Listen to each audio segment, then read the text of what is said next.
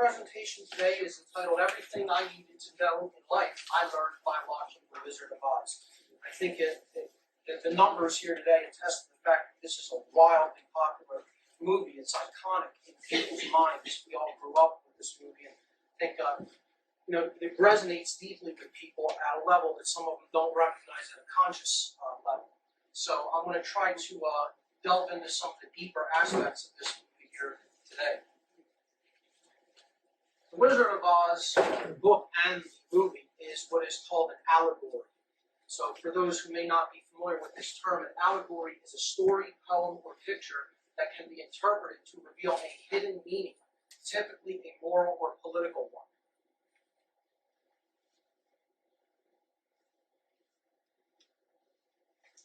So it is an occult allegory. The word occult, I'm sorry, I put that twice in the back. The word occult is derived from Latin. The Latin word occultare means to hide or to conceal. People think occult always has a negative meaning, and it means evil. This is not what the word occult means. Occult simply means hidden. So it means hidden, mysterious, beyond the range of ordinary knowledge or experience. That which is communicated only to the initiated. Esoteric. Esoteric means reserved for a certain group of people, and its meaning is revealed only to them. Its true meaning is held back from others who are not in the initiated circle. The Wizard of Oz contains occult ideas and philosophies from many different occult traditions, among which, but not necessarily limited to, this list. And I will be touching on several of these during the course of the presentation.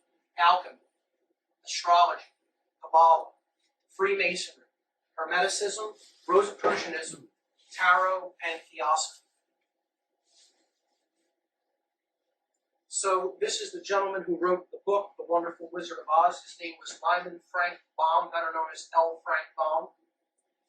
He was an American author of children's books, best known for writing The Wonderful Wizard of Oz. He wrote 13 sequels in the Oz series, plus 68 other novels, 82 short stories, over 200 poems, and many miscellaneous writings.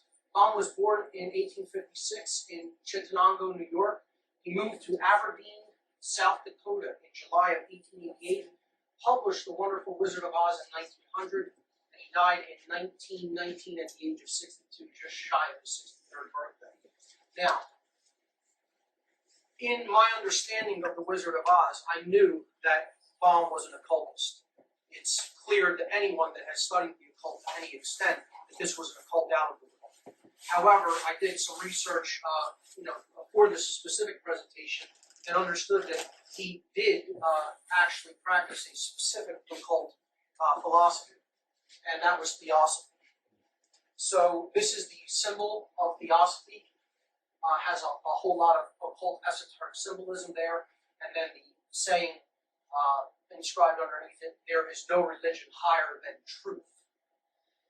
The main tenets of Theosophy, as taught by Helena Petrovna Blavatsky, are the same tenets found in many other occult schools.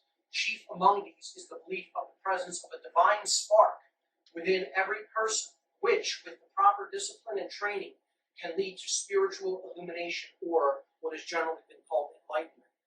And I have a very different idea of what enlightenment is than how it's generally been taught in the New Age movement and what most people think of it as. Before I continue, I just want to say I know people will probably have many questions in some of the material that I cover. Could you please hold your questions until the end? I have a lot of material to go through, and it's going to take a while to get through it.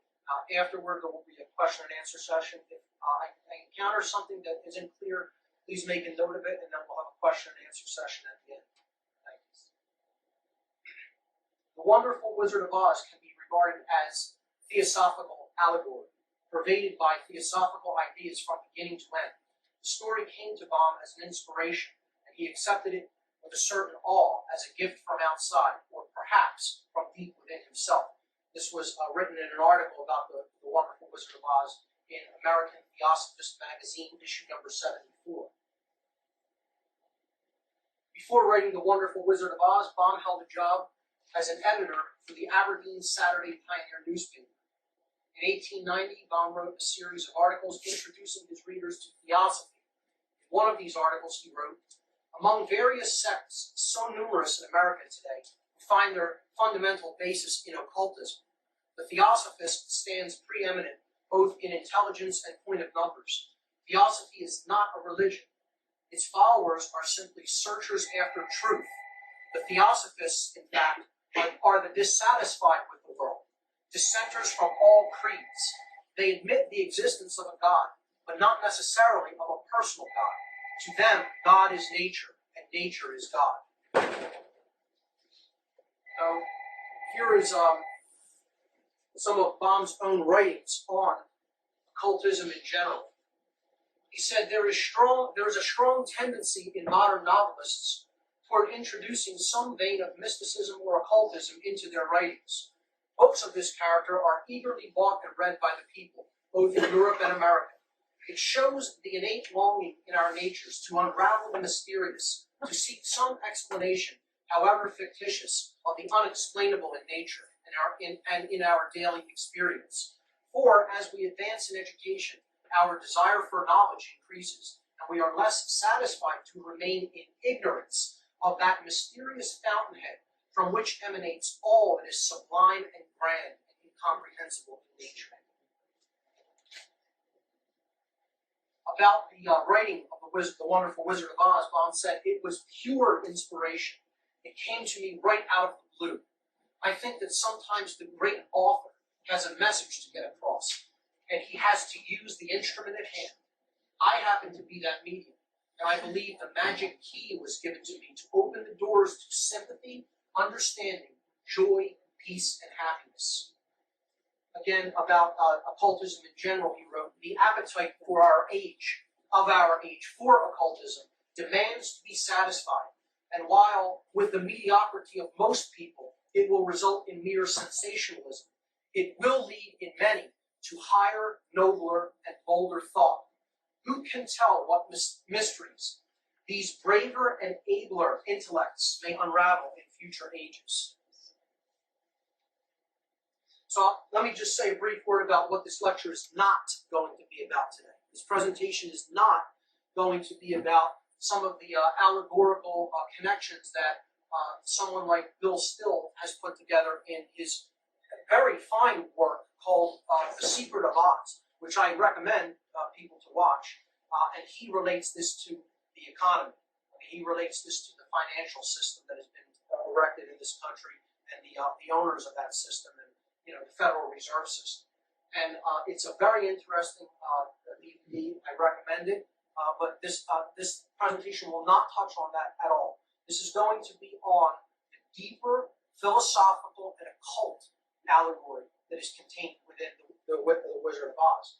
Now, what I believe Baum really intended it to be was the occult allegory that I'm going to refer to it as. I think that this information that Bill Still talks about came through in what is known as synchromysticism. Okay? To look that topic up and understand what synchromysticism is. It's basically through the creative process, ideas about what is really occurring in the real world come through in the fictional work. Baum actually intended the things that I'm going to be talking about today as we go forward. So here we go. Let's look into the magical world of the Wonderful Wizard of Oz. So this is the title screen of the movie, 1939. Again, this presentation is on the movie, not the book. I will touch on things in the book, but it is going to be on the imagery from the movie. This is the introduction. For nearly 40 years, this story has given faithful service to the young in heart, and time has been powerless to put its kindly philosophy out of fashion. To those of you who have been faithful to it in return, and to the young in heart, we dedicate this picture. So this is saying that it is ultimately about the heart what this movie is all about. It's the story of Dorothy Gale. Here she is with her dog Toto. Now, what Dorothy represents in this movie is really the soul moving through its journey in life. The dog Toto represents the hidden forces of nature that guide and direct the soul, and it represents the human intuition in particular. Dorothy is antagonized by a woman named Elmira Gulch, who wants to take her dog because it gets into her garden and she claims that it bit her. She goes to her, what are basically act as her parents, her aunt Emily and her uncle Henry, and try to tell her about the problem that she's having with this mean old woman. And they don't really want to hear it. They don't have time. They're working on their farm. They're not concerned with the matter of how she's basically being oppressed and this woman wants to harm and take her dog and have it put down. They kind of blow her off. She goes to some of the ranch hands to ask their opinions. Here's 3 ranch hands that work on her foster parents, I guess you could say, on their farm in Kansas. And their names are Hunk, Hickory, and Zeke. We'll read them right now. So she goes to Hickory first, and this is foreshadowing in the movie, because we'll eventually be reintroduced to these characters as Scarecrow, the Tin Man, and Cowardly Lion. And she tries to tell Hickory the story about how her dog is being oppressed, and he doesn't want to hear it either. He just says, I don't have time for this. I have things to do. He doesn't care. He doesn't care. He doesn't care to even hear her out. Okay? And he just takes off. Then she tries to present the story to Hunk, and he says it's all about how she uses her mind. You're not thinking this through. If you just don't bother going even anywhere near her house on your way home, this won't happen. Toto won't get into her garden, and there'll be no problems. Okay, so he's advocating avoidance, okay, and telling her that she should just apply smarts to the situation only. Okay, so she later on we'll see how she sees Zeke. I may have not put that slide in, but Zeke basically wants her to fight the woman. Like he says, I would just basically confront her head on. So he's like, saying that courage is needed. Okay? This is the story, this is the part in the film where she sings the song Somewhere Over the Rainbow. Now this in itself is an occult connection. In occultism, and specifically in some New Age ideologies, there's this thing called the Rainbow Bridge. The Rainbow Bridge is like similar to the concept of the Stargate or spiritual illumination. It's a paradigm shift in awareness or consciousness. Okay? So she sings the song Somewhere Over the Rainbow. This is a New Age interpretation of the Rainbow Bridge, the stairway to heaven, as it is often talked about, a wormhole or a stargate.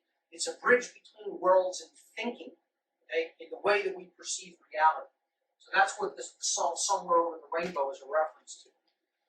Gulch shows up at their farm, insisting to take the dog, that she has a court order to do so. This is a rich woman in the community, very mean and arrogant, and thinks she can do whatever she wants. And she wants the dog. This is significant because of what the dog really represents. The dog represents human creativity, human intuition, and specifically the imagination. That's what the dog represents. It is the most important faculties at the disposal of the human soul. And she wants to have it destroyed. We'll see how that connects in with the story as we go further. So Dorothy protests to this, of course. Gulch insists because of the court order she's taking the dog anyway. Eventually, her aunt and uncle force the dog into the basket, and she takes it. Now, Toto escapes from the basket as Gulch is trying to take him away. And this represents that the human spirit will not be held down. It will continuously seek to be free, no matter how it is oppressed. The human intuition and the creative aspects of the individual will not be held down, will not be suppressed forever. Okay? And this is a recurring theme. Toto escapes a few times in the movie from situations. So when Toto goes back to Dorothy's house, she realizes people will be coming after them. So she decides to run away with her dog. So she packs her bags. She runs away with Toto. The first place they come is to a charlatan, fake wizard's, fake fortune teller's home. He calls himself Professor Marvel, and he says he is acclaimed by the crowned heads of Europe. Okay, this is an important term to keep in mind.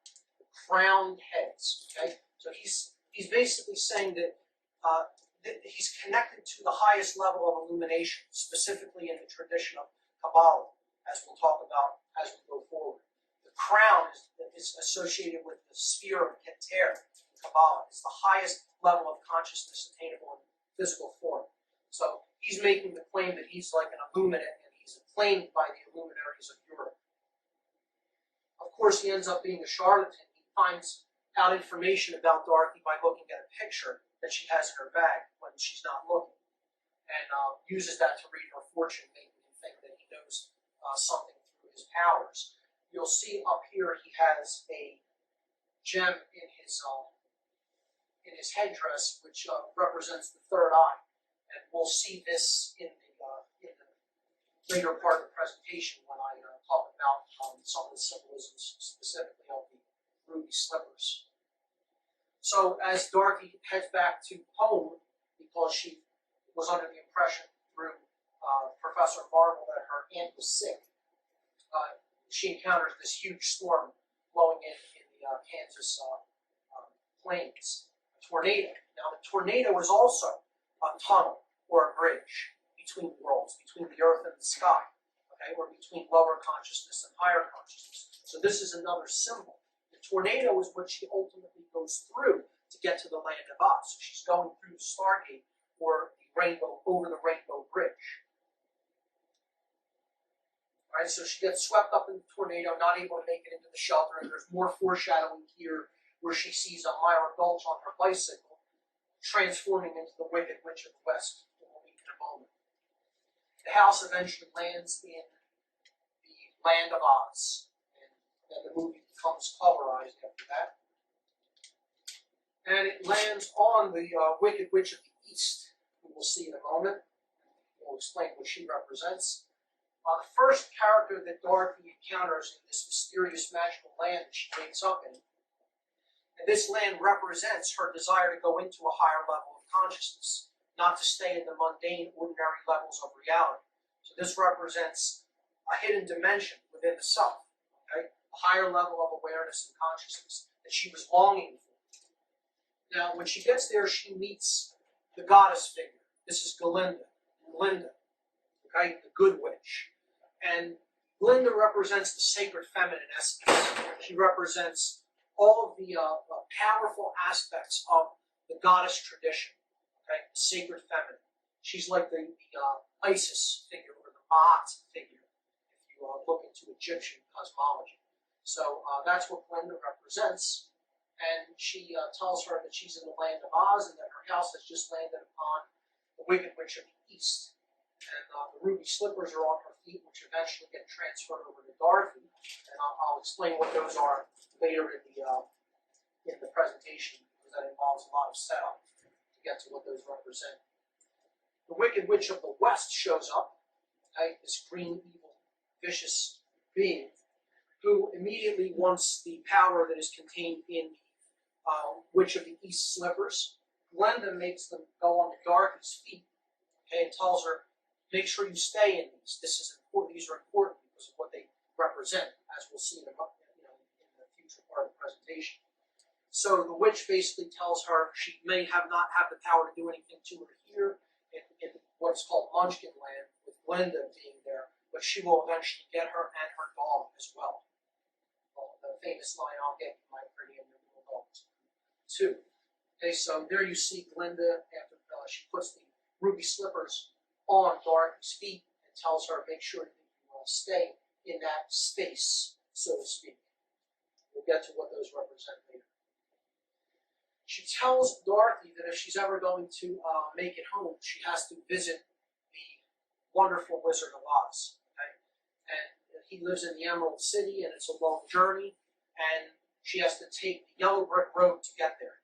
Now, the yellow brick road represents the path to spiritual enlightenment, path toward illumination and higher levels of consciousness. That's why it's gold. This is the alchemical gold that the alchemists seek to create. And it leads to the light. Okay? We'll see what the Emerald City represents shortly. Dorothy is on this spiral path at the beginning. And again, the spiral is in different occult traditions as well. The spiral has been traditionally used to represent the journey from lower levels of consciousness to higher levels of consciousness, not knowing how that is going to unfold. So, you can't see every aspect of the spiral. It's not a straight line, it's a curved path. And this is a shape found in nature as well. Fibonacci sequences, fractal nature of many things found in nature. Here we see it used to represent, this is used in the Freemasonic tradition, the celestial and terrestrial pillars. This is an interpretation of those, leading to the blazing star, which represents illumination up here. Okay, and this is the initiate's path, and it's viewed as a spiral staircase, because on a spiral staircase you don't see what's in front of you, what lies at the top. It's a journey of faith, basically. You have to keep going, not knowing what the journey may bring. This is an image from the second degree tracing board of Freemasonry, which is about the human intuition, and specifically it's also about true care of the heart. Okay, and it's showing this spiral staircase that leads into the Temple of Solomon. And we'll get to the Temple of Solomon shortly. Okay, so that's what the yellow brick road represents. Now, Dorothy herself, as we said, represents the soul on its journey toward enlightenment. And we talked about Toto being representative of human intuition. So what we're going to look at now is the tradition of tarot. And I'll be jumping from tradition to tradition to explain the symbolism. So in the tradition of tarot, there are 5 suits to the cards, to the tarot deck. Tarot is called the Book of Life because these images are also allegorical. They're meant to be interpreted to understand different aspects of ourself. It is the book of self, of understanding the human psyche and soul. Okay? So Dorothy represents the suit in what is called the minor arcana, which means lesser knowledge. Okay? This is the knowledge of the aspects of the psyche. Okay? And then there's something called the major arcana, which is the suit that represents the aspects of the soul and the world and the relationship between those two things. Okay? So pentacles in the tarot tradition represents the material plane. Okay? Or, in other words, the element of earth. That right there is the alchemical element called earth, the symbol of the alchemical earth. Okay? So Dorothy represents earth. All right? That represents the resources that we have to go through life and our grounding to the physical world. The understanding that the work that we need to do from a spiritual perspective is done in the physical domain. Okay? Now, these characters also have a connection to the major arcana. Okay? So on the major arcana, Dorothy represents the 0 card, or the Fool. In the modern deck, this would be the Joker card. Okay? In the modern deck, there is no major arcana. It has been removed. The 5th element about the soul's connection to the universe is removed from the modern deck of playing cards. That should be very telling to anyone that understands what these cards really represent. They're removing the quintessence, or the 5th element. Spirit has been removed from the modern deck of cards. Okay? So the major arcana is the higher knowledge. So she represents the Fool, and I think to anybody that just looks at these 2 images, the connections are so apparent they can't be missed. I mean, here's the initiate on their journey. She has her basket. He has his. She has her flower. He has his. Okay, she has her dog. He has his. It's the intuitive journey. He is stepping over a cliff. This is a leap of faith led by his intuitive capacities. All right? On her journey down the yellow brick road, the first character she comes into contact with is the Scarecrow. And he lets her know that he wants a brain more than anything else. Because this character represents we need to conquer our ignorance if we're going to move further along in our evolutionary journey in life on this planet as a human species. So what the Scarecrow represents in the tarot tradition is the element of air. And here's the alchemical symbol of air. The suit of swords represents the mental plane, or the intellect, the intellectual capabilities of the individual. Swords are an ethereal and cutting quality. Okay? And of course, the Scarecrow wants a brain. So this is the minor arcana deck that he's connected to, the suit that he's connected to.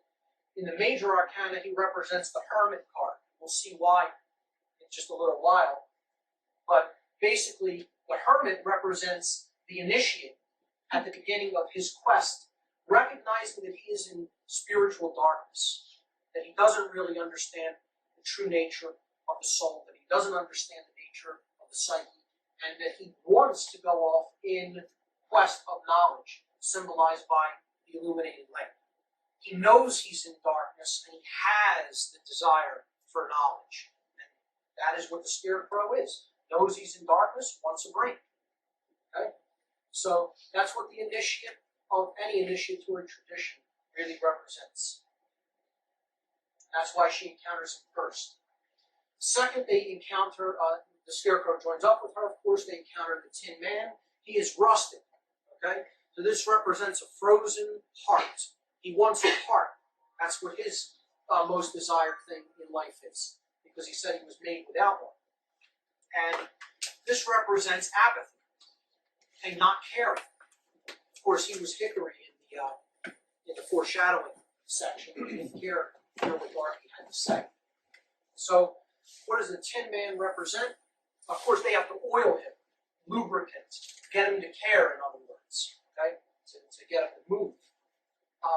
He represents the emotional plane in the minor arcana, which is the suit of cups in the tarot tradition. This is our waters, okay, and how we carry our water. This is all about care. Right? In the major arcana, he is, of course, the lovers. This is connected to the central pillar of the tree of life in Kabbalah, as we will see. And it represents the Sephirot on the Kabbalistic tree called Tiferet. Okay?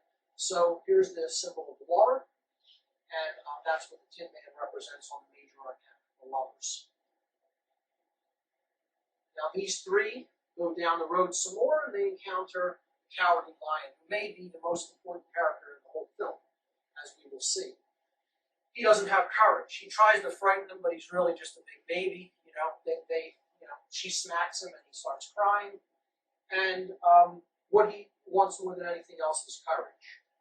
So in the tarot tradition, he is the suit of wands, which is fire, okay, alchemical fire. And this represents courage. It represents will. This is the plane of will, our actions. So we have the Scarecrow representing thoughts or intellect, the Tin Man representing care, okay, conscience basically, right, emotions, and the Cowardly Lion represents actions, the will center. This corresponds to the solar plexus chakra in the Vedic tradition. The plane of will is wands. And in the major arcana, of course, we see the lion on the strength card. Okay? This card is also called courage in many decks. Okay? And there's an important reversal that we'll get to later in the presentation between cards 8 and 11, which is one of the best kept secrets of occultism, and I'm going to reveal it here today. So he represents in the major arcana the card of strength, which is will.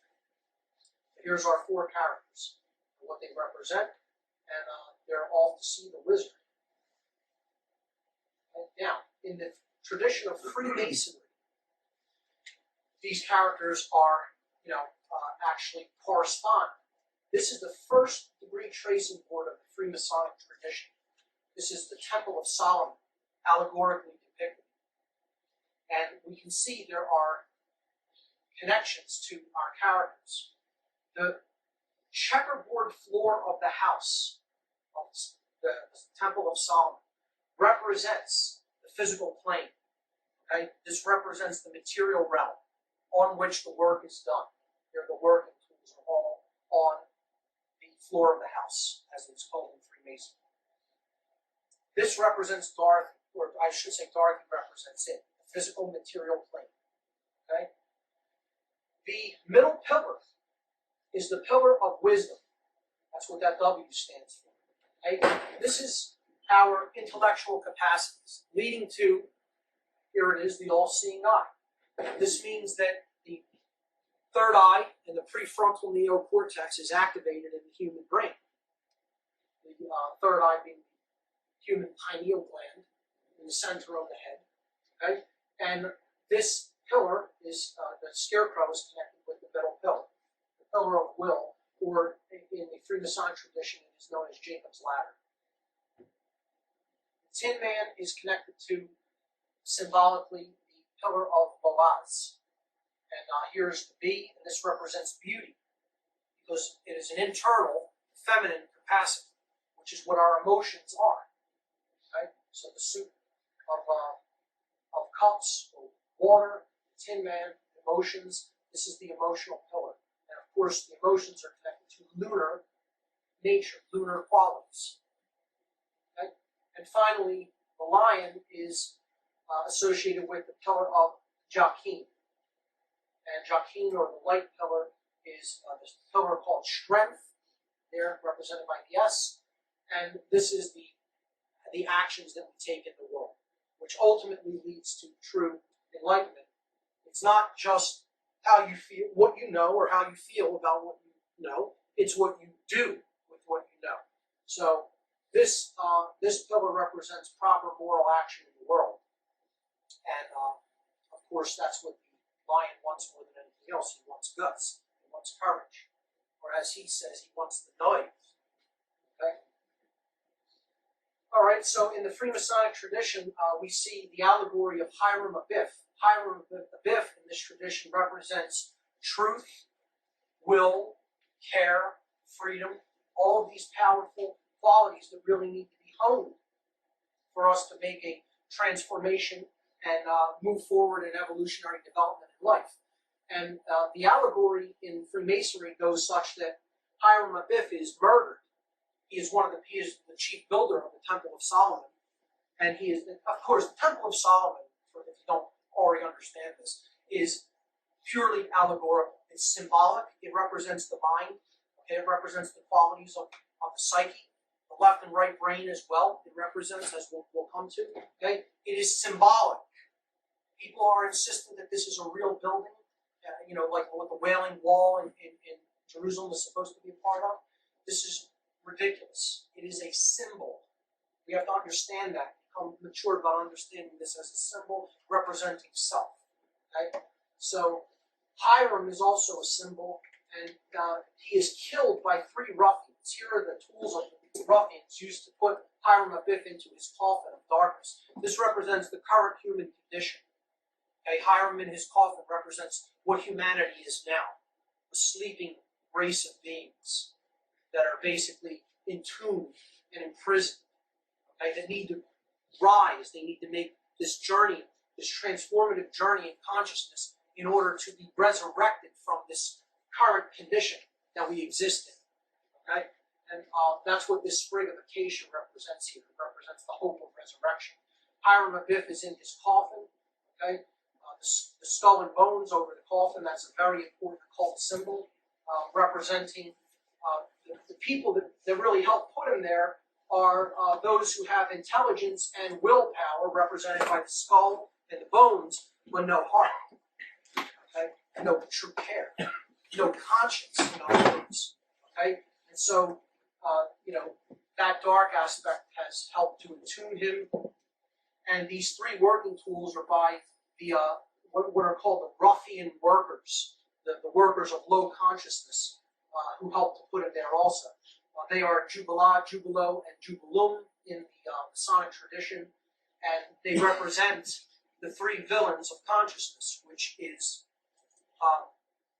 lack of intelligence, okay, or ignorance, the lack of emotional qualities or care, which is apathy, and the lack of courage, which is cowardice. That's what these 3 ruffians and their tools represent when they kill Hiram Abiff. So this is also connected to the Wizard of Oz. It's a Freemasonic allegory as well, showing that in order to get home, these are the qualities we need to build up in ourselves so that we resurrect ourselves.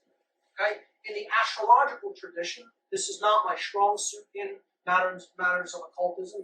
I've studied it a bit, but it is probably my weakest occult philosophy. But I will attempt to just briefly relate this to the characters as well. Here we see into the four quadrants, or the seasons of the year, split by the solstices and the equinoxes. Okay? This is the story of the journey of the sun, 12 houses. Of course, that represents the Christ figure, and 12 pillars. Theology on my series. There's a whole lot of it, as well as on my radio show, the podcast section. But there are midpoints of these seasons that are the ruling houses of these seasons. Okay, and these are connected with our characters. Taurus is an air sign; it rules the other three air signs, and it rules the season of spring as the midpoint. This is dark; it's the earth. And the bull is connected with the earth. Okay, Leo is a fire sign because it's when the sun has come to its full strength in the season of summer, and the sun is represented by a lion with a raging mane, representing the rays of the sun in the summer season. This is the lion's season, of course. Summer ruled by Leo, alchemical fire. Okay. The autumn season, or the fall, is when the sun is losing its strength during the course of the year. He's been stung by the venom of the scorpion. This is a water sign, okay, and that's connected with the Tin Man.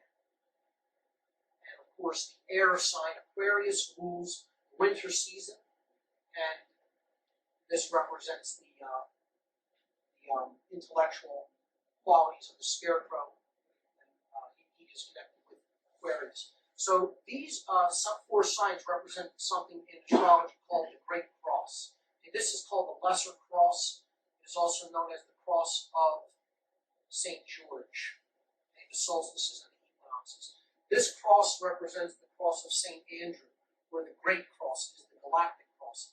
This is the solar system cross, that defines the seasons, the Earth's journey around the sun, and this is the galactic cross that represents the great year with the precession of the equinoxes. Okay? These are often called the angels of the corners. They represent the four seasons, they represent the four archangels, they represent the four gospel writers, etc. Okay? They are depicted in, and this is what our characters also represent. Okay? They represent the angels of the corners. Here, they are again depicted in the tarot tradition on the Wheel of Fortune, which represents the material plane, and specifically the cycle of suffering that we go through unless we learn the lessons that the material world offers us. The angels of the quarters are again shown in the world card, which is the final card of card 21 of the major arcana of the tarot deck. Here's the angels of the quarters depicted again. Of course, they're in the reverse orientations here. Okay. All right, so the Wicked Witch of the West, what does she really represent? Now, there's some setup to this to understand what she represents, and her blue monkeys as well. To understand what she represents, we have to understand mind control. Okay? Because that's what she really represents, the forces of mind control at work in the world. She represents sorcery. Sorcery is all around us. If you're not aware of this, this is what the Free Your Mind Conference is actually all about. Hidden occult forces that are directing this world and its people, and directing them into a grave is where the human race is headed if we don't reverse our course. And a well-deserved one, I might add, if we don't develop these qualities soon. Okay? So, to understand mind control, we have to understand how human consciousness operates. And we basically have a bilaterally symmetrical brain hemisphere. The left brain functions are represented by analytical thought, logic, language, science, and math. This is the male aspect of the brain, or the yang energy. And I have associated the color red with the left brain. And indeed, left and the color red The color red is a masculine color. It's used on stop signs. It's used to represent danger. It's used to point our attention back to the physical world. That's what all of these things deal with. Physical reality. Now, when we dwell too much in physical aspects of the left brain, the whole neocortex becomes severely imbalanced, as I will show you a picture of in a moment. And then we start living from what's called the R complex of the brain, the reptilian brain, right? The right brain is the opposite qualities. It makes possible holistic thought, intuition, creativity, art, music, nurturing capacities. And as we said, that's what the dog Toto represents. Okay? And I've associated the color blue with this part of the brain. Again, this is the active left brain, representing fire. There's the alchemical fire, okay, that we've already seen. This is the feminine emotional qualities of the right brain, or yin energies. Okay? And I've associated that hemisphere of the brain with the color blue, as it does respond to that color as well. What we really need to do is reach the balance in the middle here, which is called the corpus callosum, to activate the pineal gland at the center of the head, which really makes possible all the activity up here, what's called the prefrontal neocortex, which is the true higher order thought center of the human brain, and it's the true gift of the creator right there. Okay? So when this part of the brain becomes imbalanced and we dwell chronically in emotions without much logical thinking, we give ourselves over. We give our power over. We consider ourselves unworthy. We fall into addictive patterns, etc. Okay? So this is the controller aspect of the brain, or the dominator aspect of the brain, and this is the slave aspect of the brain, if it becomes chronically imbalanced to either of those hemispheres. And when we become chronically living in this part of the brain, we go into emotional overload, and we get ruled by what's called the limbic brain. Okay? The negative aspects of the limbic brain in particular, because there are positive sides to that part of the brain as well. Okay? But this is what a brain that is imbalanced toward either brain hemisphere looks like. So this is scientifically backed. This is not just esoteric mysticism here. This is a normally functioning neocortex as seen from underneath. Here's where the brain stem would be, and the neocortex is above. So you're looking at it from the underneath side. So I believe they call this, I'm not sure if this is called a dorsal scan, I think it's called a neocortex. It's a PET scan. And this is a brain that is healthy, functioning. It's called a brain that is in global EEG coherence, meaning that both hemispheres of the brain are firing on all cylinders. This is a brain that has become damaged toward the left brain hemisphere. The doctor that scanned this brain called it the prototypical violent brain. This is a dominator's brain. This is a person obsessed with control. Okay? And that's what their brain looks like holes, like craters on the moon, like a slice of Swiss cheese. Okay? These are physically damaged people. I don't know how much plainer I can say it. Brain damaged. Okay? That's what controllers are. They're brain damaged. Now, this is what the Wicked Witch of the West brain would look like. Okay? And these are not scoops taken out of the brain. They're not holes. It's worse than that. These are electrochemically deadened areas of the neocortex. There's no neural pattern firing. Now look at where it's the most damaged, in the prefrontal cortex. Okay? Now, there's two forms of basic mind control, two basic forms, overarching forms. You want the specifics on mind control? See my website. I cover 14 different methodologies of mind control, and there are more than that. But I go in depth into 14 methodologies of mind control. There are two basic ones. One that works upon through the right brain and binds the left brain hemisphere. And one that works through the left brain hemisphere and binds the right brain hemisphere. Because the object of the dominators of this world is to keep us in perpetual imbalance on a soul level and on a mental level. Okay? And the doorway to the spirit, to the soul, is through the mind. That's why it has to work through mind control. All right? So religion, the word religion, this is the first big form of mind control, comes from the Latin word religare. And I get emotional about this. I don't want to hear anymore from anybody. I'm tired of hearing that this comes from the word relego in Latin, to reread. Lego. Well, is it religion or is it religion? I mean, this is simple phonetics. Religion does not mean to reread, okay? It means, it comes from religare, okay, in Latin. So please, this ridiculous etymology, I don't know who came up with it, but it's nonsense. This is where the word religion comes from, the word religare in Latin. Religare means to tie back, to hold backward, to bind fast. So it is a binding. Now, that's not always negative. In its real, true, original, esoteric meaning, religion meant to tie us back to true nature, to natural law, principles. So it meant to reconnect, to be bound back to the laws of nature, which I have a whole separate presentation on, and it's up on my site, on natural law and sovereignty. Okay? What religion has become is a form of mind control, and it's tying us back, holding us back from the truth. And it's a form of binding, okay? It's a form of binding or mind control that is exercised through the right brain hemisphere, through unchallenged belief or dogma. And that binds the left brain functions, which are analytical thought, logic, language, science, mathematics, etc. People who are extremely right-brained are more susceptible to buy the most ridiculous notions of religion and follow things blindly because they're not applying any logical thinking to the situation. So this is a binding upon the left brain that works through the right brain hemisphere imbalance. Chronic imbalance to the right brain hemisphere will make us susceptible to this form of mind control.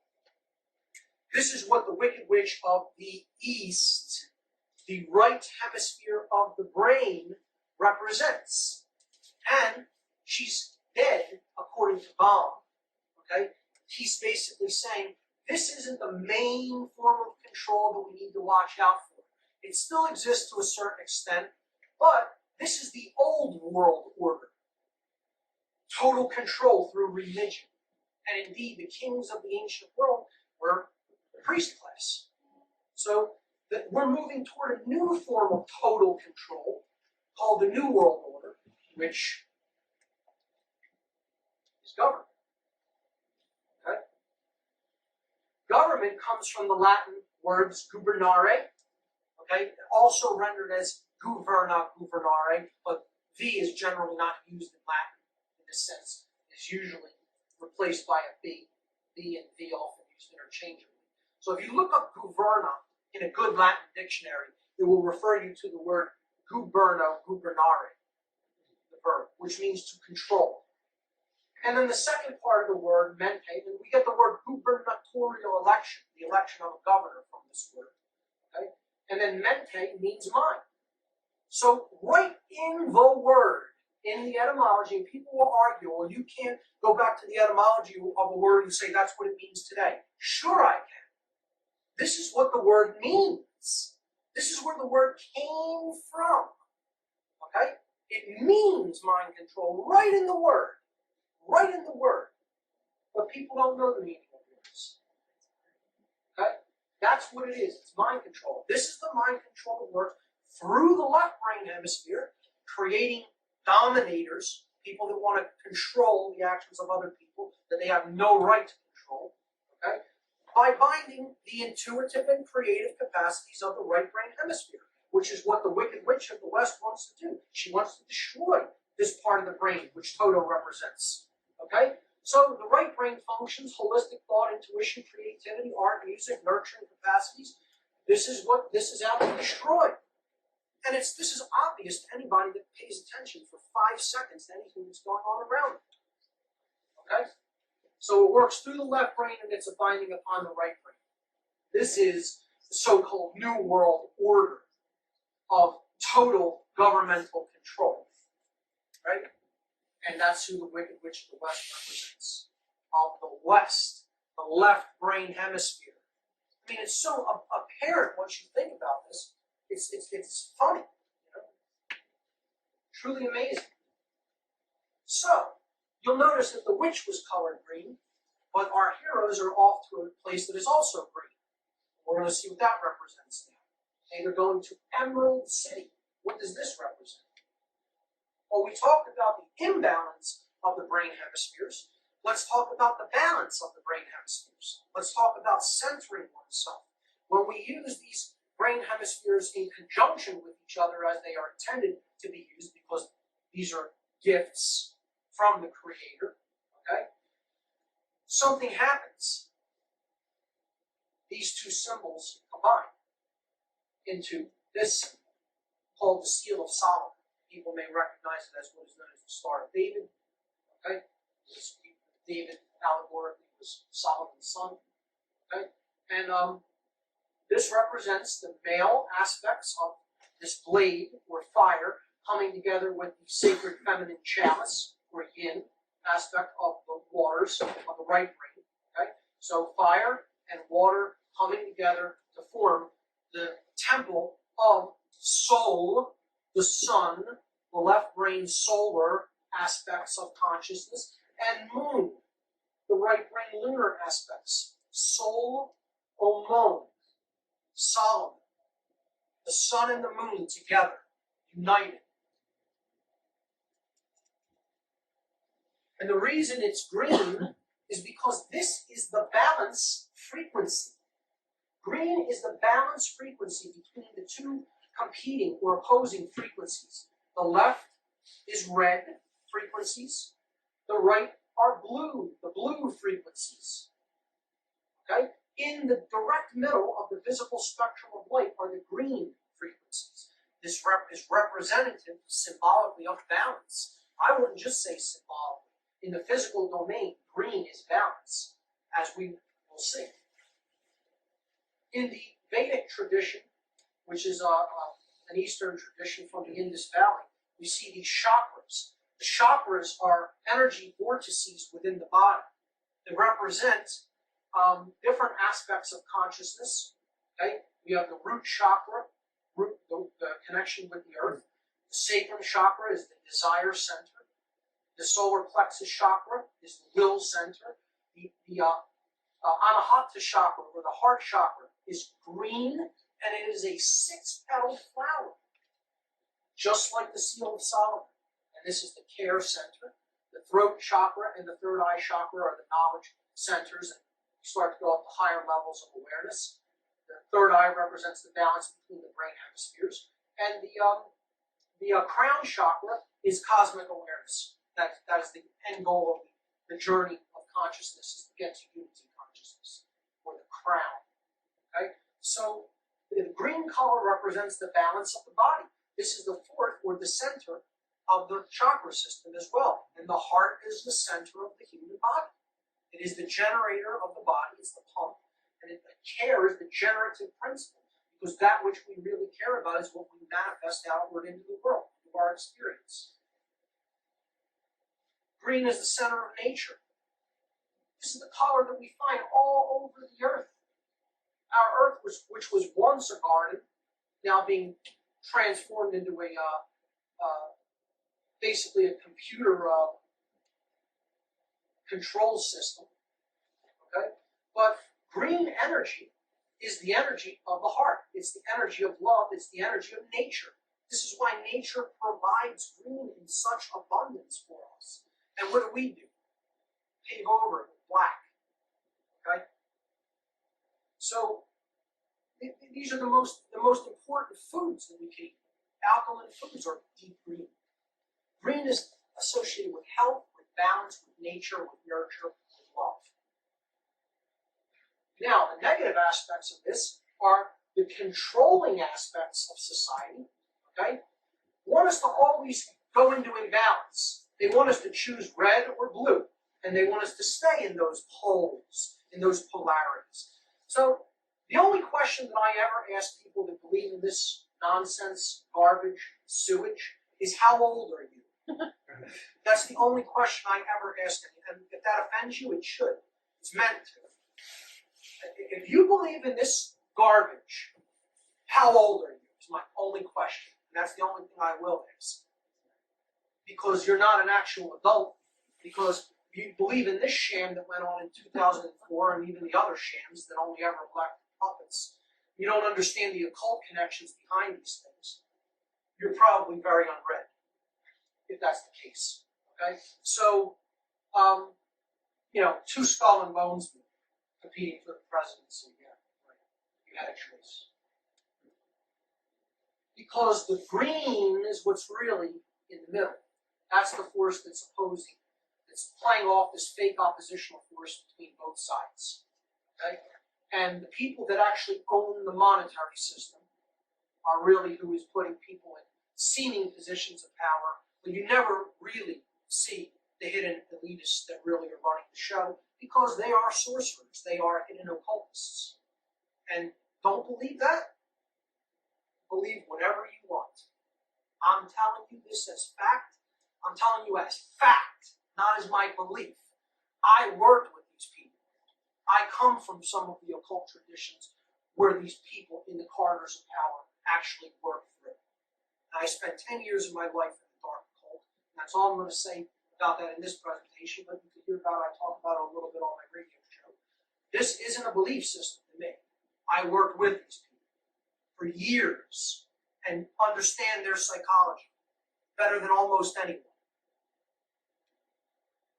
Okay? So, this is the Wicked Witch of the West again. A force that is polarizing people off against each other.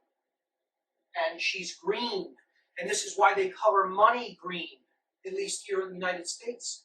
They're trying to position it as balance, as love energy, as nature. And it's none of these things. It's a form of mind control. As a matter of fact, it's the biggest form of mind control. Mind control makes all of those other things possible. You think money isn't an integral part of religion? It's the biggest part of government. The opulence of the churches of the world, what they could do with that money instead of perpetuate the belief systems of dogma that they do. It's all about money. And it's all about them bringing that color, that frequency into the actual paper that we carry around because they're talismans. Okay? I won't say any more on that here, just mention. As we go forward in the story, two of the characters fall asleep. This represents not having the will to go forward once you start to awaken. Okay? Dorothy falls asleep. This represents not using our resources. And, I see this every day. I see what people spend their money on. I'll tell you what, you can go in my wallet, there's two $1 bills in my wallet. And that's all the money I have in the world. I'm poor, completely poor, and I'm trying to host a conference. The response hasn't been very great. I'm not saying this to try to get any sympathy from people. People can give what they can to make this happen. What I'm saying is I think it may be an idea that's beyond its time, and it's representative of people don't really contribute resources to do something higher. They're worried about lower things, the physical aspects of things. They don't understand to get out of this mess. It's all about what's going on in the mind and the heart. That's really what it's about, and it's about courage.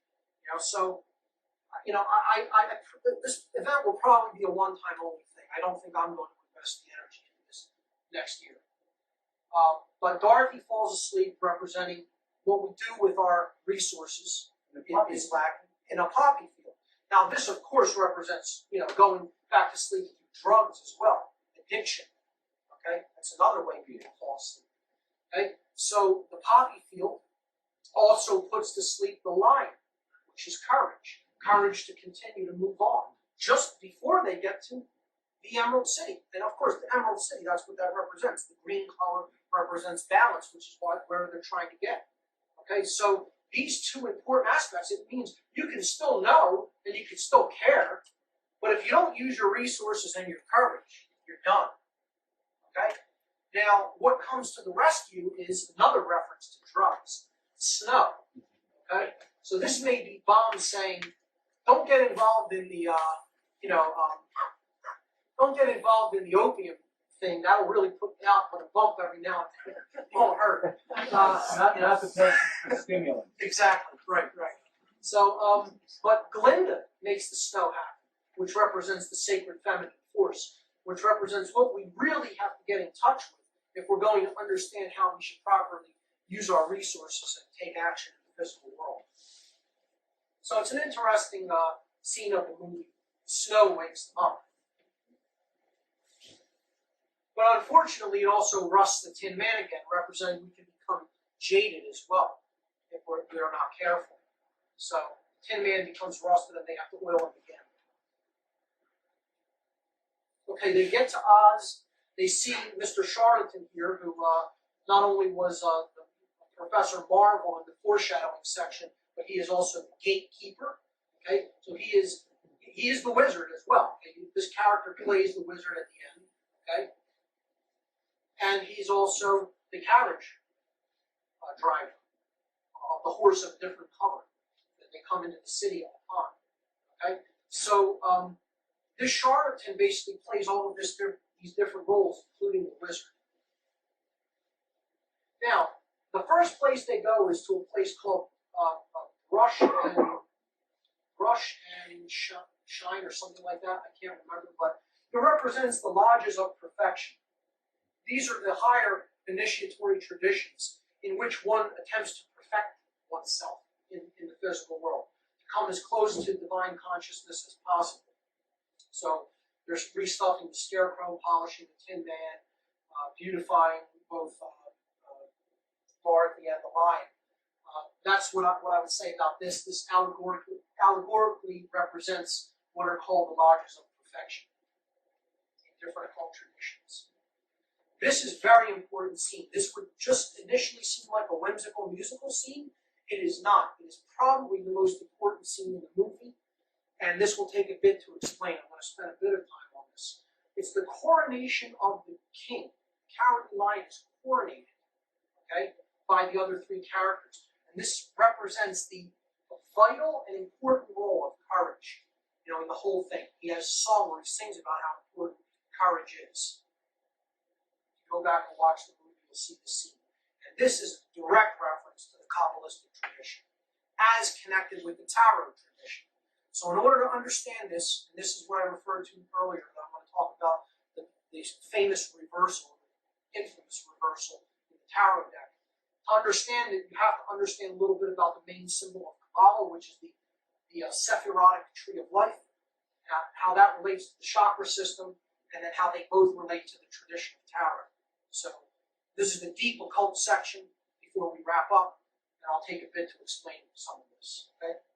So, in the Kabbalistic tradition, which is a occult tradition from the Middle East, we have these 10 spheres on this symbol.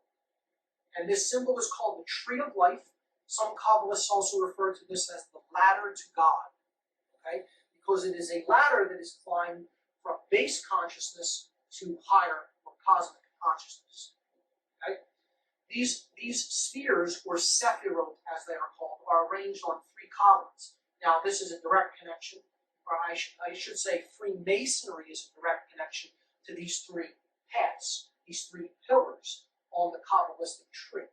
And we saw them already.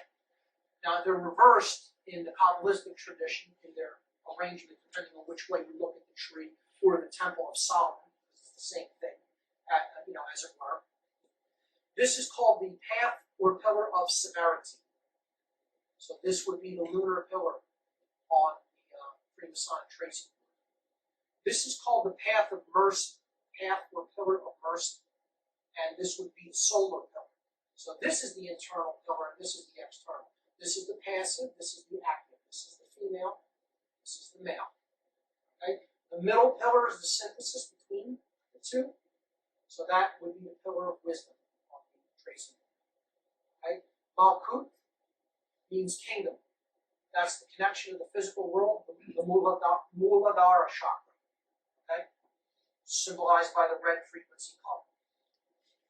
Now, these are all higher aspects of the self. Yesod, or foundation, represents the Swadhisthana chakra, or the sacrum chakra. This is the desire center of the body, equated with the genital area. Okay? It's also connected with the planet Jupiter, okay? As is the Hermit card. Okay? So this would be the scarecrow. All right? The scarecrow is desire. He wants to know. He what he's the initiate of the traditions, of the occult traditions, to go to higher levels of awareness. Okay? Hod, which means majesty or splendor, and Netzah, which means endurance or victory, okay, are connected with the Manipura chakra in the Vedic tradition. This is the solar plexus chakra. This is the center of will or guts, yellow color. Now, if we don't have it, they say, are you yellow? Right? That's what this is a reference to. You don't have guts, right? So this is a dual chakra, representing an internal capacity and an external capacity. The internal capacity, or Hod, is courage. Courage is something we need to find within ourselves. And then Netzah, or victory, is will in the physical plane, the material plane. So this is actual action, and this is courage to act. Okay? So courage and will are combined. Okay? If we combine these three dual chakras, you see we have 7 chakras. 1, 2, this one will be 3, 4, 5, 6, and 7. Da'at is not a sephirah. This is called a hidden sphere. I put it on there to represent what is the area, consider the area that the entire tree stems from. So this would be like the soul or the void, so to speak, okay, from which we come. It's the realm of pure potential knowledge. Some people have called it the Akash, different Eastern traditions. So Da'at is the hidden realm of the non-physical, from which we come and from which the tree of life grows. Okay? Tiferet, beauty. This is the heart chakra, of course, as we've seen. That's the center of the tree of life. The most connections are made to it because ultimately this represents the generative principle of care. And of course that would be the Tin Man. Okay? Geburah is strength or severity. Hesed is compassion or mercy. Okay? These are different qualities of how we control ourselves. So this sphere would represent the qualities of self-control or dominion over oneself. And Hesed would represent helping others. This would be an alchemical force. This would be an influence over others in the world. Not control, but influence through teaching, through compassion of others, ignorance or darkness, and wanting to help. Okay? So we put those together, and that forms the throat chakra or the Vishuddha chakra. Okay? Binah is understanding, and Hokmah is wisdom. Now, this is an internal quality. Understanding is what we know. But wisdom isn't actually, we don't think of wisdom as an external quality, but it is. And this is the chakra, this is the sephirah that gets us the closest to God consciousness, wisdom, Sophia, okay, which would represent Glinda. Okay? And Sophia, that tells us where we need to go in the first place, basically. Right? This is what we do with what we know, not just knowing it. Okay, so this is the internal capacity, and this is actually what we do with the knowledge that we have. That's what wisdom really is. These two chakras, of course, form the third eye chakra, the Ajna chakra. Okay? These are the hemispheres of the brain as well. So this would be the right brain, and this would be the left brain when they are operating in coherence, not in states of imbalance, but in unity. When they are brought together, they activate the third eye. Okay? Keter is the crown chakra. This is unity consciousness, understanding that we are all one, understanding that as even one being suffers, all are suffering. The end. That's it. And that's the end goal of the journey. That's what enlightenment really is. Not continuing to think that we're going to keep all of the institutions that we have and be free. This is a child's view of reality. Okay? The institutions we have are based in control and need to go away.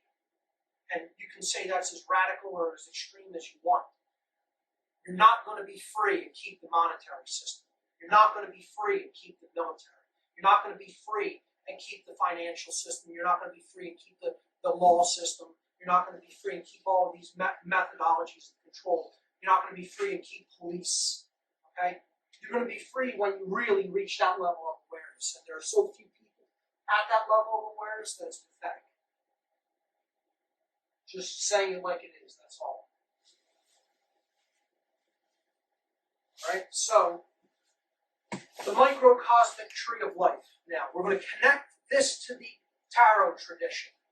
The Kabbalistic tradition needs to be studied in conjunction with the tarot tradition if you're really understand either one of them. Okay? So, if you take the cards and arrange them in the tree of life configuration, which I'll explain in a moment, you get this arrangement, which I've made here. Now, the first card is the Fool, and I place this at the position of Da'at, the hidden realm. The hidden is not a Sephiroth, okay? It's not one of the emanations. That's what Sephiroth means, emanation, on the tree of life. There are only 10 of those, not 11, okay? So, this is placed at Da'at. I placed it there, and I colored it white. This represents the soul, or the spirit. This is where everything comes from. Hence, it is at the position of Da'at, and not one of the Sephiroth. It is the no thing, not the physical. Okay? These other things are the qualities that are inborn into us, and that we have to develop in the physical world. So these are physical emanations upon the tree. Okay? So this is the microcosm. This is the realm of the soul, or of the individual, the individuation of the soul.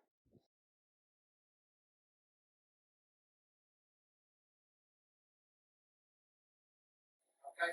So this reversal and what this scene in the movie ultimately represents is the lion being taken from his position in the microcosmic tree on the other card, on the other tree that we talked about originally, and being brought up here to this coronation, the crown chakra, Keter, okay, on the tree of life.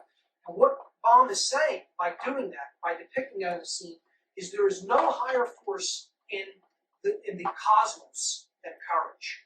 Courage is what it is all ultimately about, that we must have if we're really going to even take this journey at all. The journey to higher level of awareness takes courage to begin with, but certainly to get there and to take the proper action that is necessary to reverse the course that humanity is taking will ultimately take a whole lot of courage. And I think it's something that humanity lacks in ways we can't even begin to comprehend. And I don't know if we're going to get up there or get to the Emerald City, so to speak. I'm not very hopeful, personally. You can't hear that in my voice. For numerous reasons. I believe we're headed into a new dark age, personally. I'm explaining this because this is what I'm tasked to explain, for no other reason. So, as far as hope goes, you can leave that with Obama as far as I'm concerned. Okay, so, but that's what that coronation scene is about. Hopefully, it will help people to understand why these cards are often reversed. It puzzled me for the longest time, as Barbara will attest to. I didn't really come to the understanding of that until maybe a couple of years ago. So they finally get to the chamber where Oz is at. The charlatan again, who is the wizard, as we can see, acts as the gatekeeper once again. He acts as the guard. Okay. He initially tells them they can't get in to see him, then finally lets them in. They face the wizard. We'll get to what he represents. That could be a whole other presentation. I'll just touch on that briefly. Okay, and basically he's a pompous ass. Okay, he berates them. He makes them feel unworthy. He begrudgingly agrees to help them, but only if they will bring to him the broomstick of the Wicked Witch of the West. Meaning, he's basically telling them, you need to take down the big controller because I'm too cowardly to do it myself, or I can't do it myself. Okay? In other words, he's a false savior. He's saying that he's the all-powerful, almighty, but he's asking for lowly people to go and, go take down this monster for him with all of her minions at her disposal, all of her mind-controlled zombies that are at her disposal. Okay? So, they accept the task. They go out with some weapons, and they go into the haunted forest looking for the witch's castle. Here we see owls. This is depicting the surveillance state. Okay, they actually are watching, and the owl is a tremendous occult symbol. If you look at my presentation, I explained on what on earth is happening. I explained the symbolism of the owl. This is connected with the dark occult. Often the owl is connected with dark occultism and Satanism because it is a predatory bird that has superior night vision, meaning while in darkness it can see its prey, where its prey cannot see it in darkness. So it represents people in darkness being preyed upon by those who can see it in the dark. And they call themselves the enlightened ones or the illuminated ones. And that is one of their main symbols, the owl, as is the illuminated torch, which we'll see the witch with in a few moments. So the witch sends her blue monkeys after Dorothy and her friends, and these represent the police and military, the brainwashed, mindless hordes that are unthinking and just follow orders, and get as offended about that as you would too. Okay? Dumb people, in other words. And the occultists are only too happy to tell them how dumb they are. And I worked with those occultists, and I'm going to, in my presentation at Free Your Mind, tell you all of their, not mine, but their opinions of what police and military are. And if you want to hear that, you think this presentation is extreme, and this is not going to be any of my views. I'm going to tell you all the things they told me while I was in the dark occult about what they consider their own minions, and how these are the most mocked, ridiculed, and vehemently hated people on the earth. You think they don't care about us? These people who are actually doing all these manipulations? You have no idea what they think of their so-called controllers, that they own control. They own lock, stock, and barrel. They own their soul. Not just their mind, they own their soul. Okay? So, the witch they finally capture Dorothy and Toto. They leave the other three in the forest. And the witch now finally goes after Dorothy's ruby slippers, which is what she really wants. Here's what they represent. This will also take a little bit of time to explain what they represent. These are connected with the alchemical tradition. Okay? So, in the philosophy of alchemy, it is asserted that all, quote, base metals or base modes of consciousness are imperfections of gold, which represents pure consciousness, and that all metals are ordained by nature to become the perfect gold of the sun. The alchemist seeks to remove from all base metals their disorderly imperfections or base characteristics to bring them to their true state of natural order and to transmute them into alchemical gold, representing the purification of body, mind, and spirit. So it's the journey from the base of the tree of life to the crown of the tree of life. It's the journey down the yellow brick road to the Emerald City, etc. These are all symbolic allegories. This symbol here in alchemy is known as the philosopher's stone. This is what the ruby slippers ultimately represent, as we'll see. In alchemy, silver. Now, silver is what the original slippers in Baum's book were. The director changed them to ruby because he felt that they looked better in red on the golden yellow brick road. And now this is what I will say is synchromistic. Because Baum, while intending them to be the elixir of life, as we'll see, which is a silver color, it's the color of mercury, okay? Even closer to the original meaning of what these slippers were supposed to represent is the alchemical stone, or the stone of the philosophers. And this is a ruby color. And I think the director did this deliberately because of a decision in filming, but it actually works out synchromistically. Okay? So that's where I would say is an example of synchromysticism coming through into the allegory in the movie. Okay? So silver is one of the, quote, base metals or imperfect consciousness. It is often used as prima materia, okay, or the starting point substance at the inception of a work. The alchemical symbol of silver is associated with the moon. Again, these are the internal qualities. Something has to be indwelling. This divine spark has to initially be indwelling for it to be nurtured and start to grow into a higher level of consciousness.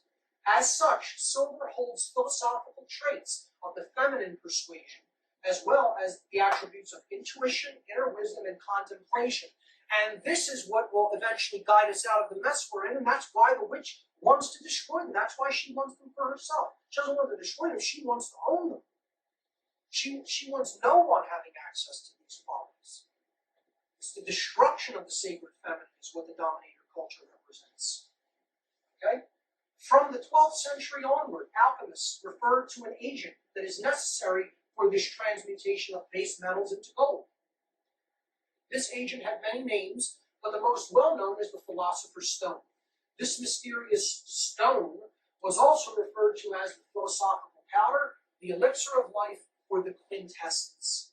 We've already heard that term in relation to the tarot deck, the Phaedron arcana. The philosopher's stone represents man himself at the beginning of what is known as the great work, the process of self-mastery, or at the very end of it, because it's all a cyclical cycle. Okay? In general, the stone is the universal spirit representing everything that has been created, and thus it is also in the alchemist himself. This is the divine spark of the Creator.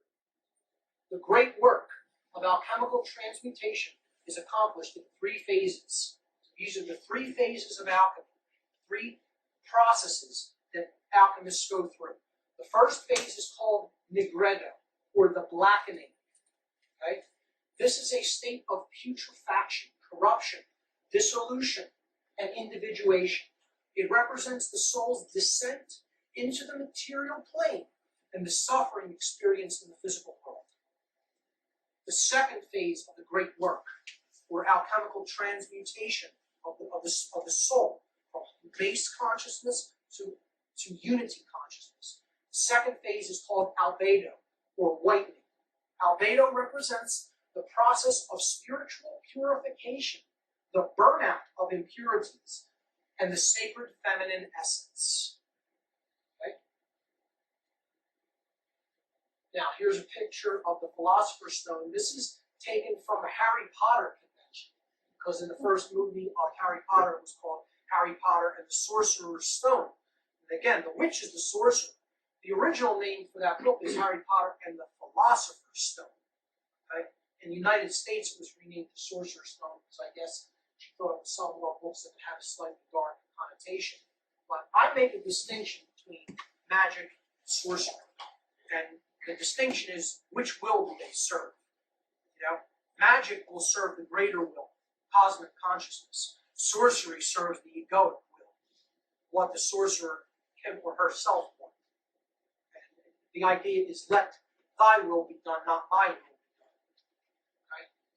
Which is the goal of the cosmos. Cosmos is really trying to create and nurture in consciousness. So the third stage, the third and final phase of alchemical transmutation is called rubedo. Rubedo, or redness, is symbolized by the transmutation into gold, or pure consciousness. And this is the elemental fire of the Philosopher's Stone. And again, fire is connected with courage. Okay? In this phase, the body is reduced into a quicksilver. There we have the connection back to the silver slippers in the book.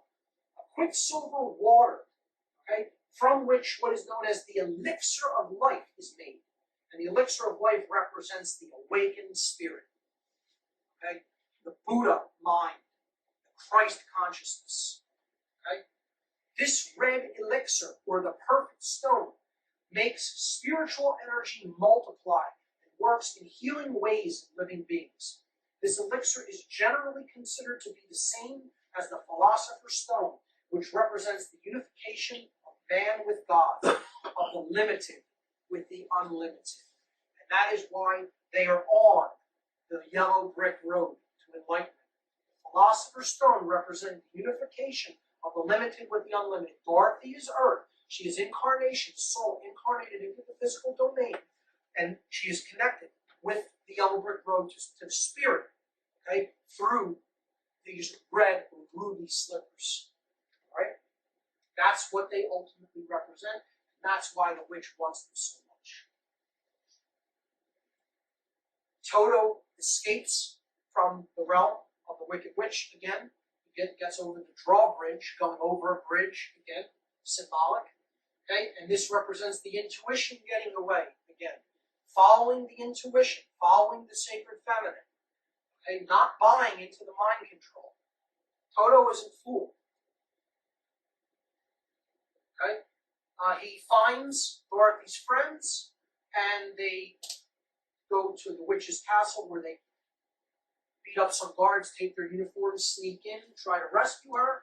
Eventually, they are cornered by the witch and her guards, and she lights her broomstick, representing the illuminated torch. And again, here we have more Illuminati symbology, okay? Because she represents the sorcerers of the world, the control freaks, and the illuminated torch is kind of like something that they put up in our face saying, we have the knowledge, we have the light, and you exist in darkness.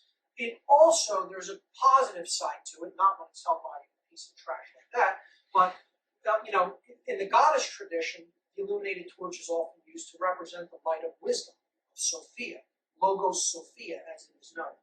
Okay? So there's two sides to a lot of symbology, and the torch is one of them. Here it is clearly the illuminated torch of the dark occultists, and she tries to burn the scarecrow with it, or she does burn it with it. She lights his arm on fire. This represents putting forward the aspects of mind control, trying to destroy the connection to the spirit, which is the mind. Okay? Dorothy takes a bucket of water and tries to throw it on the scarecrow's arm to put it out. And of course, in doing so, she hits the witch. This water represents the elixir of life, as we saw in the previous section. Okay? It represents her enlightenment, being able to defeat the forces of darkness, finally. Okay? So, of course, she hits the witch with it, and the witch melts and does her big, dramatic melting, what a world speech, and then she dissolves in nothing. I'd say this is wishful thinking. I hope I'm wrong, but they bring the broomstick back to the wizard, who still refuses to help them, essentially. This guy is clearly a fraud. Okay? We'll get to what he represents in a moment. So, he won't help them. So what happens is the intuition again says, let's pull back the curtain and see what's really under there. And what's really under there is a man who wants to control. Because what the wizard really represents is the false gods of religion.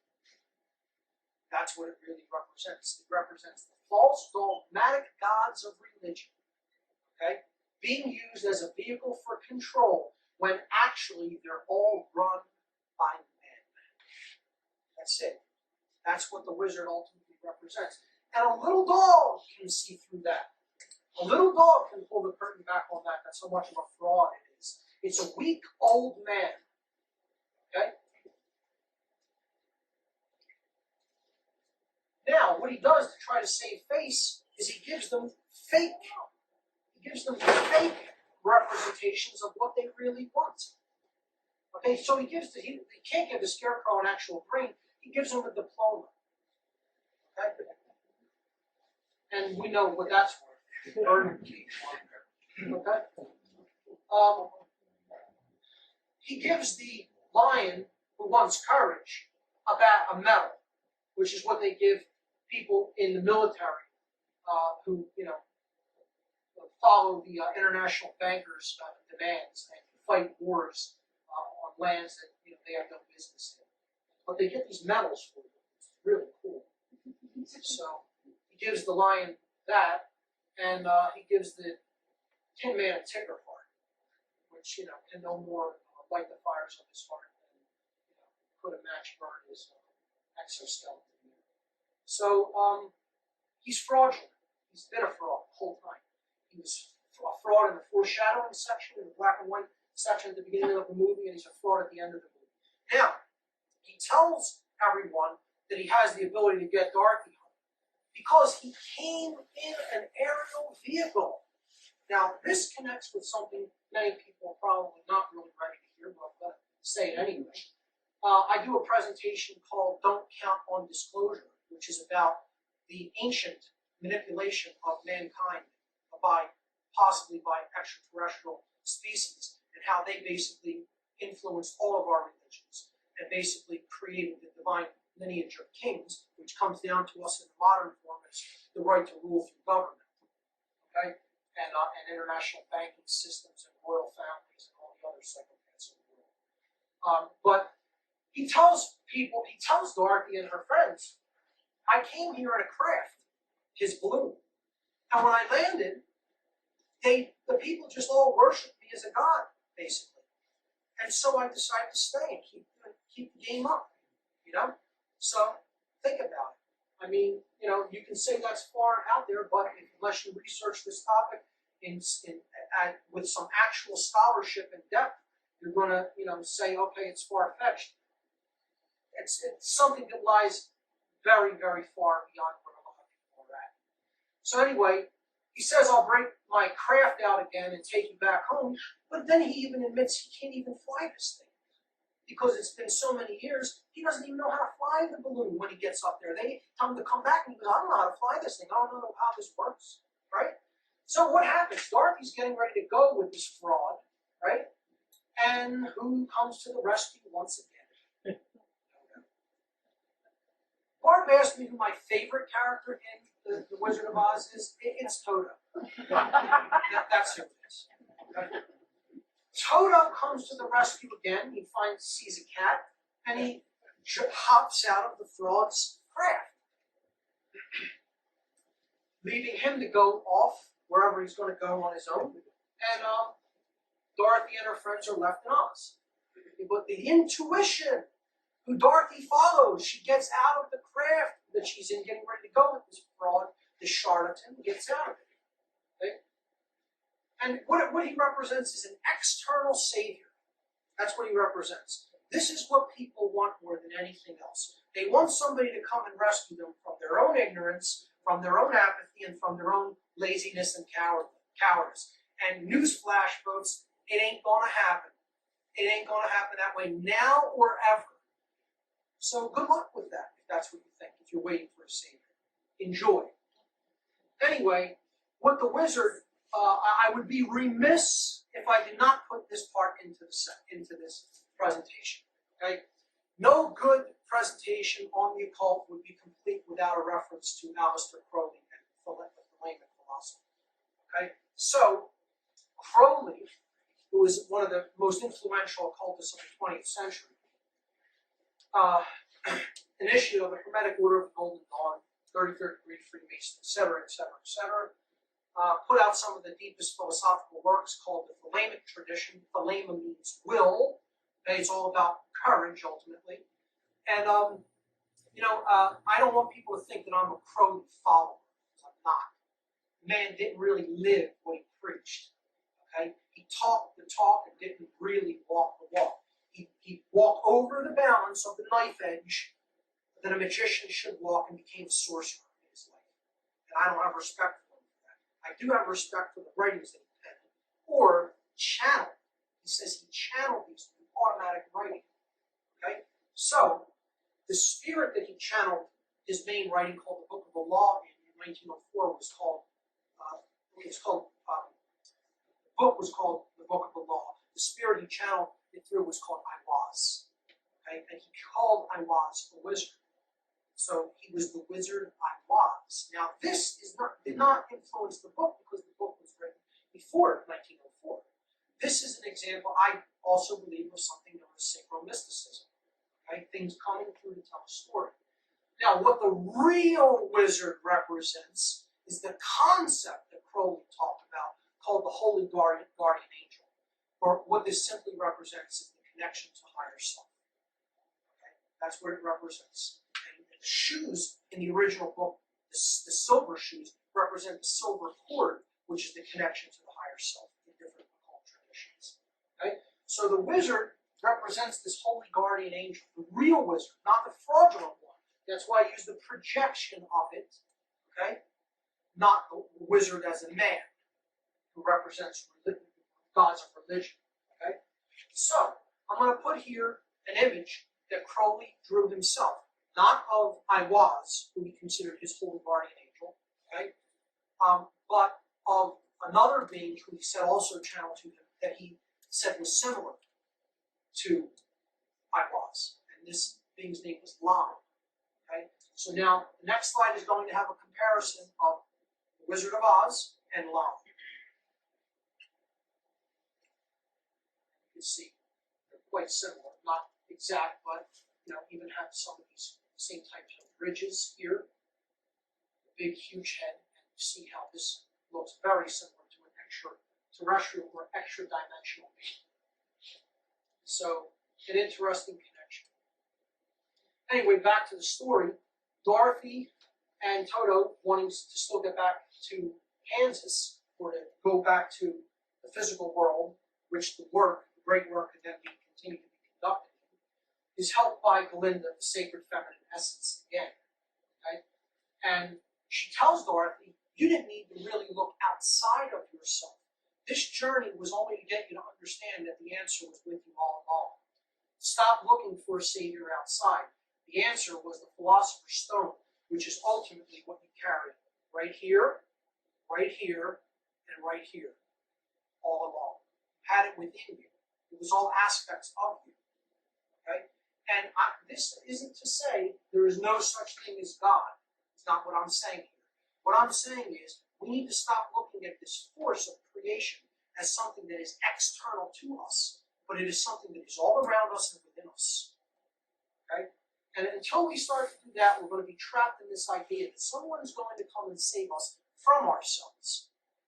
And that, I don't think we deserve that, nor should it be that way. Otherwise, we learn nothing. Otherwise, this was all purposeless. Okay? So, the ruby slippers represent the internal qualities of the soul that one has to nurture and bring to a point of refinement so that they can save themselves. She clicks her heels together 3 times, says there's no place like home, and she's back in Kansas. She is now awakened. She was sleeping, but now she is truly awakened. She is the awakened being operating in the physical world with her intuition held closely at her chest, and she is trying to tell all of the other unenlightened people what she experienced, and they just laugh. Because they haven't experienced it themselves. Well, I hope you've enjoyed it. That's what this is all ultimately about. Here's the final image of our heroes. We need to operate in the physical world, but with new eyes. We need to develop true intelligence. We need to develop true care. Most of all, we need to develop courage to act in the proper ways in the physical world. And if we do that, maybe, just maybe, we'll have a chance to reach the Emerald City.